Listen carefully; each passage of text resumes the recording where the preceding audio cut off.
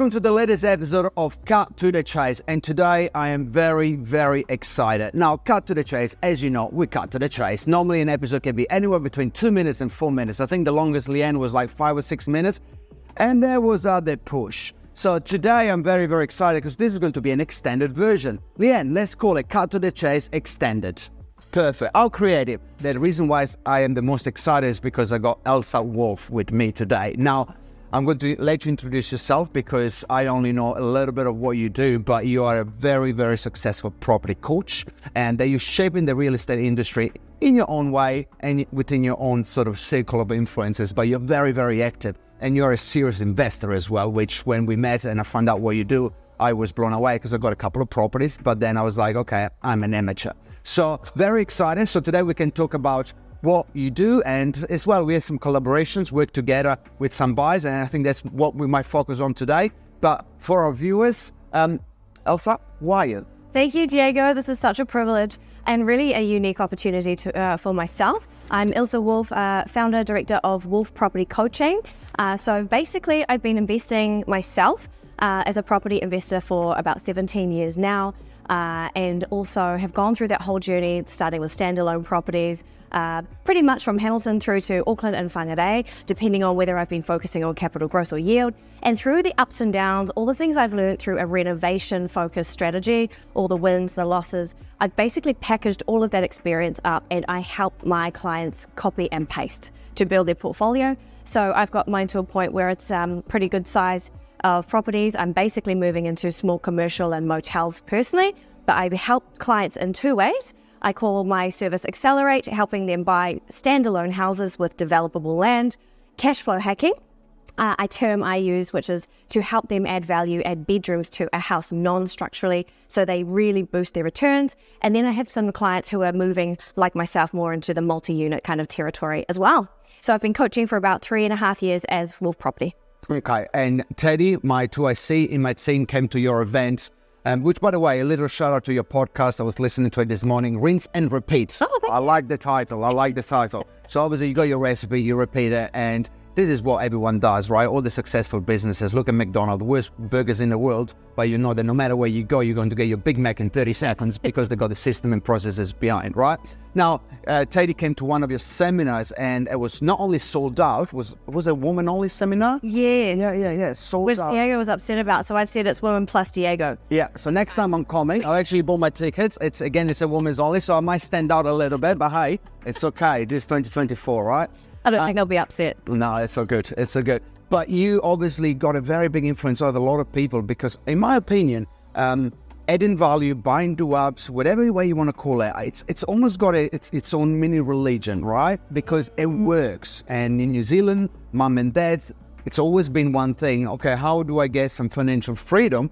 Buying property, waiting for the value to go up. And over probably the last 5-10 years, the adding value, adding the bedrooms, that movement has grown, right? And you're leading the movements. You're literally at the forefront of that movement with a few other players, but you are up there and you got a massive following. So in essence, give me what made you so successful so fast, because you got hundreds and hundreds, if not thousands of people that follow you and come to these events that are sold out.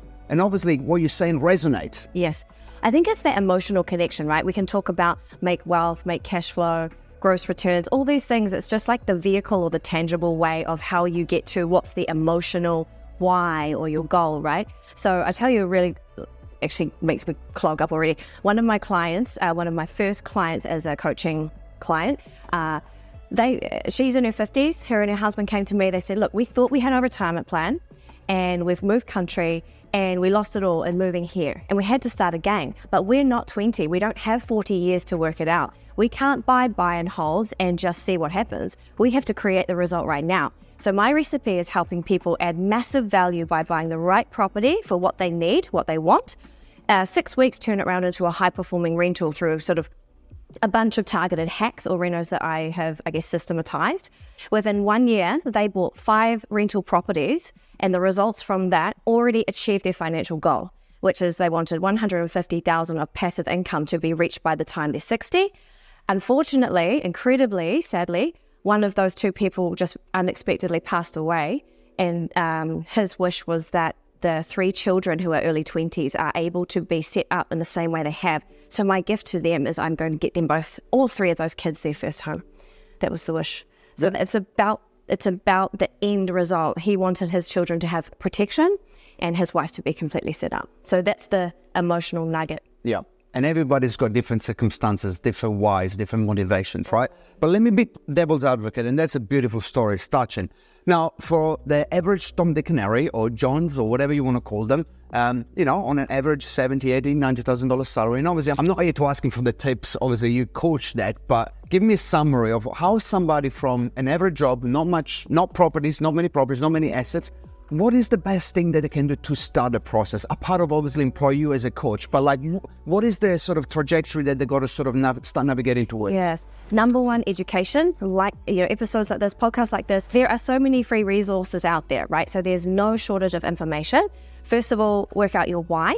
What's your why? What do you want to achieve? Secondly, find the resources, the education that align with that. And thirdly, talking about the events, the biggest takeaway for myself and the financial advisor who was also presenting with me was that we had 200 plus women in the room.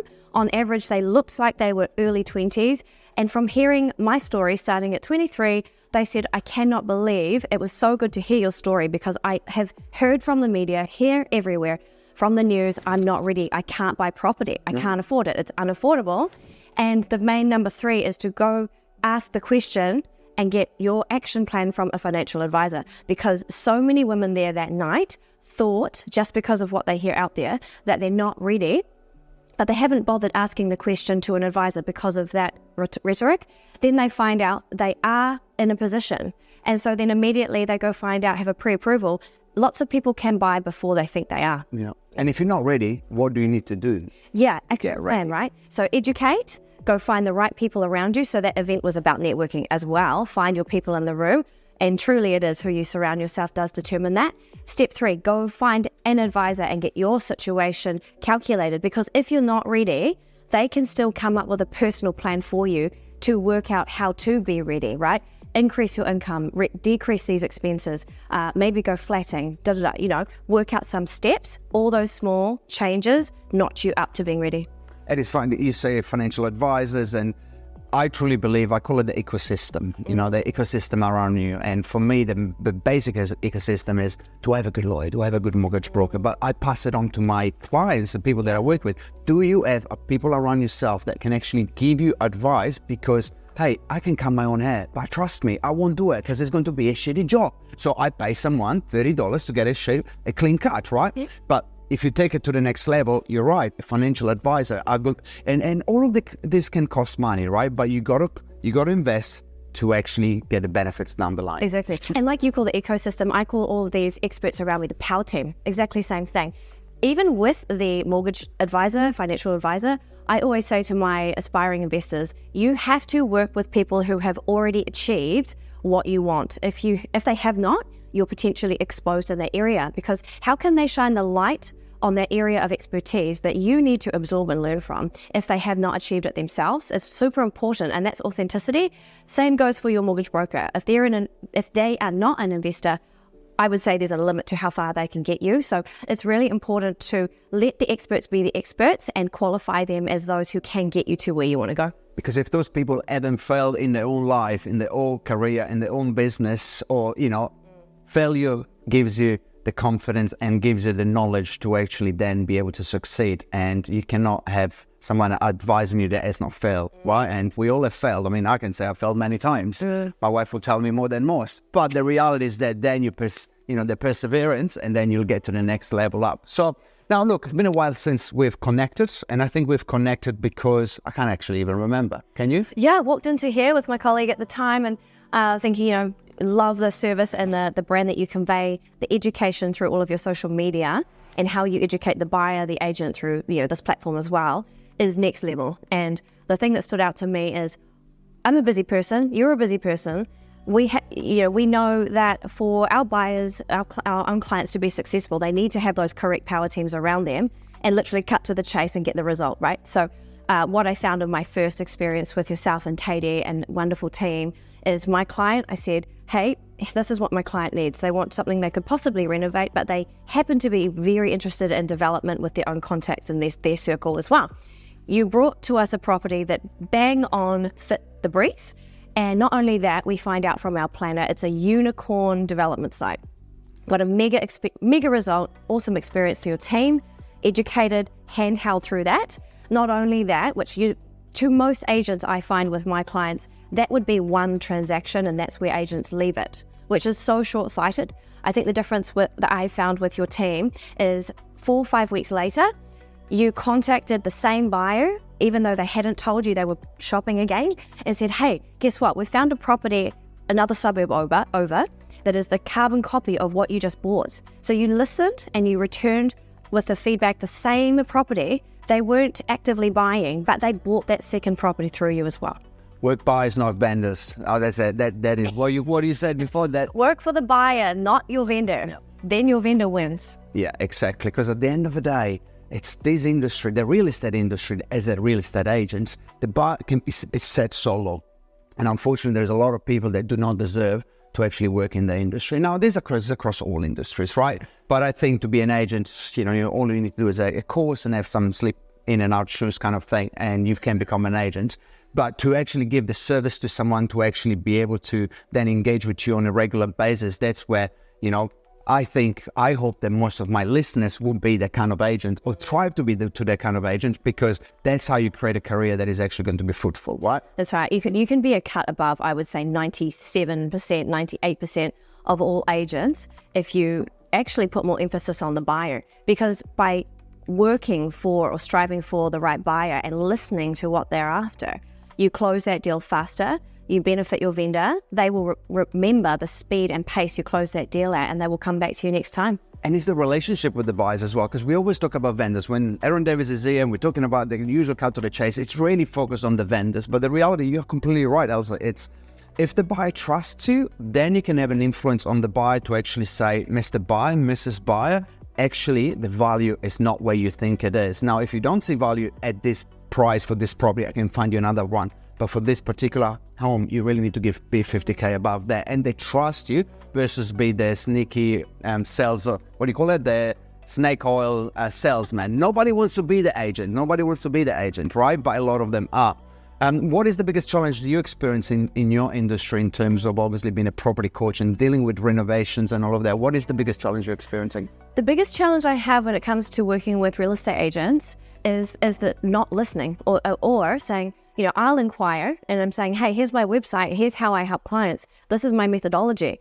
But literally right now, the government is emphasizing new builds so much, right? So it's an easier sell in some regard for an agent to say, hey, look, all the buyers are incentivized. They're going to go to the new build. Okay, so when you don't have the new builds for sale, you have the existing properties, the do-ups, right? These are the ones my clients want. And by learning my strategy and saying, hey, if I align with someone who has pre-approved buyers who have been taught by Ilse to be super, super clear about what makes a deal successful for that strategy and for what they need, surely it's smart to align, right? But yet most agents don't pick up on that opportunity. I would say in each city I operate from Whangarei right down to Dunedin, I would have one, if I'm lucky, and in some locations, 2 agents who understand the value of having dozens and dozens of pre-approved buyers behind me. There is some good agents out there, right? Is that what you're saying? Sounds really low, doesn't it? That's the truth. There will be one in each city. I have one who in Palmerston North is just the pennies dropped as well. They looked at the website. They said, and they get it. She called me and she said, I'm efficient. I don't have time to muck around. I can see that your clients are pre-approved and I get what's happening here. Tell me what you want. I'll go find it. And she said, it makes my work easier if I work with you, is what she said. Well, if she moves to Auckland, I give you $5,000 recruitment if the agent comes in my team, because it sounds like she's a deal maker. And I call them, I differentiate agents between order takers and deal makers. Yeah. Order takers and deal makers. It's easy to have it's not easy, but it's easy to have a listing, put it on all the portals, waiting for the phone to ring, which in a good market, in all fairness, you get away with it because it's a good market. Yeah. But we just came back from, we're just finishing just 2 years plus of a very, very tough market. Yes. And those agents have disappeared. They're now driving an Uber. And I'm not disrespecting people driving Uber. I drove an Uber for my first 6 months in real estate. I understand. But the reality is that you either are a deal maker or you're order taker. That's Simple as that. 100%, and it will be 97% in the order taker. Absolutely. The bar is You very want low. to be the 3. Elsa, thank you so much. This was a pleasure. The longest. How long have we been going for? Who knows? Who knows? This is the longest cut to the chase episode. I'm actually quite liking it. I'm going to become the new Joe Rogan. Nah, jokes. Thank you so much. It's been a privilege having you on board, and I can't wait for this to come up. Thanks, Diego.